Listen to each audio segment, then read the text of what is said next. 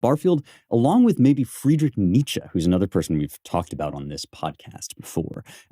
Barfield was one of the few, I think, philosophers who actually took seriously and understood the challenges posed by modern science to everything that we think and believe and hold dear. There's a kind of a halfway house here that a lot of people occupy, where they'll be like, oh, well, science has disproven God, or science has, moved us beyond the need for primitive superstitions, and we can just, develop material prosperity through the manipulation of matter, and that's going to be fine and dandy, and we're all also going to live in a utopian, hunky-dory society where everybody gets along and everybody's moral. And one of Nietzsche's great kind of arguments throughout his career was that's not going actually to fly. You can jettison, your old sense of the sacred, your old idea of permanent and enduring truths, but you can't keep your nice, comfortable morality along with it. You eventually that's going to go. It might stick around for a little while just out of habit, but eventually society is going to start to fray around the edges. And this is the Nietzschean